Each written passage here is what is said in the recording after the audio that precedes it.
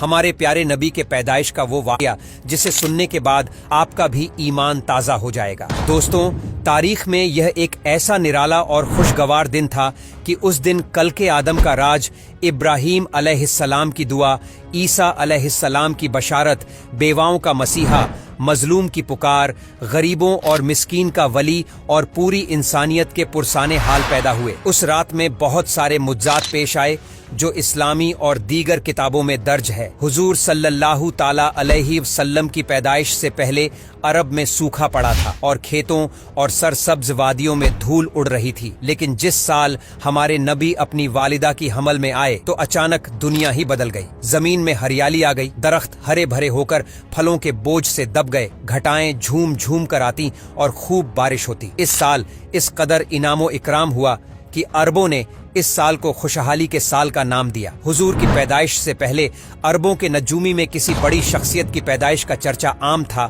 اور اہل کتاب بھی اپنی کتاب میں جس آخری نبی کو پیدائش کے بارے میں پڑھتے آئے تھے، انہیں احساس ہو گیا تھا کہ اس نبی کی آمد کا وقت قریب آ چکا ہے۔ لہٰذا حسان بن صابر، جو عرب کے مشہور شاعر تھے، وہ فرماتے ہیں کہ وہ 7 سال کے تھے اور مدینے میں رہتے تھے۔ ایک دن اچانک انہوں نے ایک یہودی کو ایک بلند مقام پر چیختے ہوئے سنا۔ وہ کہہ رہا تھا کہ اے یہودیوں، آج رات احمد کا ستارہ چمک اٹھا ہے جس میں وہ پیدا ہوگا۔ اس طرح کے کئی سارے واقعات عربوں کی کتابوں میں ملتے ہیں، جس سے پتہ چلتا ہے کہ حضور کی پیدائش کے سال ہی لوگوں کو یہ علم ہو گیا تھا کہ اس عظیم ہستی کی آمد بہت قریب ہے جو دنیا کی تاریخ کو بدل کر رکھ دیں گے۔ نبی صلی اللہ علیہ وسلم کی والدہ نے آپ کی پیدائش کے وقت ایک خواب دیکھا کہ ان میں سے ایک نور نکلا جس سے ملک شام کے محلات روشن ہو گئے۔ لہٰذا جب حضور صلی اللہ تعالی علیہ وسلم پیدا ہوئے تو ان کی والدہ سے ایسا نور ظاہر ہوا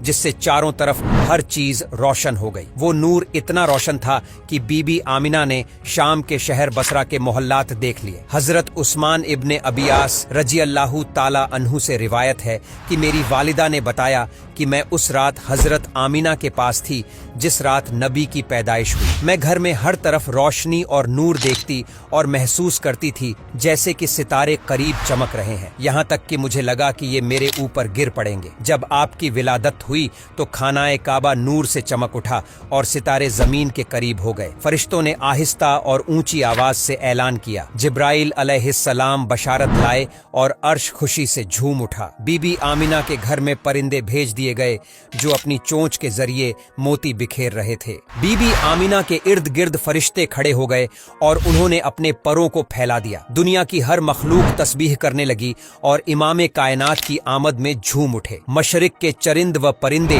مغرب کے جانوروں کے پاس مبارکباد لے کر گئے۔ یہی عمل باقی جانوروں نے کیا۔ نبی کے والد عبداللہ کی آپ کی پیدائش سے پہلے ہی وفات ہو چکی تھی۔ آپ کے دادا عبد المطلب نے جب اپنے پوتے کی پیدائش کی خبر سنی تو کعبے میں جا کر سجدہ کیا اور اس نعمت پر اللہ کا شکر ادا کیا۔ اس وقت آپ نے یہ منظر دیکھا کہ کعبے میں رکھے سارے بڑے بڑے بت منہ کے بل گر گئے۔ یہ واقعہ دوسری مذہبی کتابوں اور تاریخی کتابوں میں بھی موجود ہے کہ اس رات دنیا کے تمام بت گر گئے تھے۔ حضور کے ولادت کی رات عزرا کے محل میں طوفان آ گیا اور اس کے 14 گنگرے گر پڑے۔ بحر تبریہ کا پانی خشک ہو گیا اور فارس کے آتش خدا یعنی اگنی کنڈ کی آگ بجھ گئی جو پچھلے 1 سال سے جل رہی تھی اور اسے ایک لمحے کے لیے بھی بجھنے نہیں دیا گیا تھا۔ لوگ اس آگ کی پوجا کیا کرتے تھے۔ کھجرا اور کیسر کے شاہی محل میں طوفان کا آنا اس بات کی طرف اشارہ تھا کہ دنیاوی جاہو جلال کے جھوٹے محل اب زمین دوز ہونے والے ہیں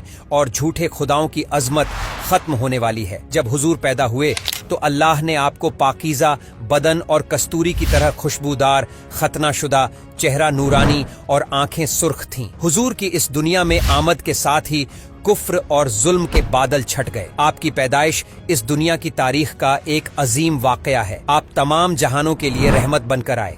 آپ کے وجود سے پوری دنیا میں نور حق پھیلا اور کفر اور باطل کے اندھیرے دور ہو گئے۔ ویڈیو اچھا لگا ہو تو اسے لائک ضرور کریں اور ہمیں فالو کر کے ہمارا حوصلہ بڑھائیں۔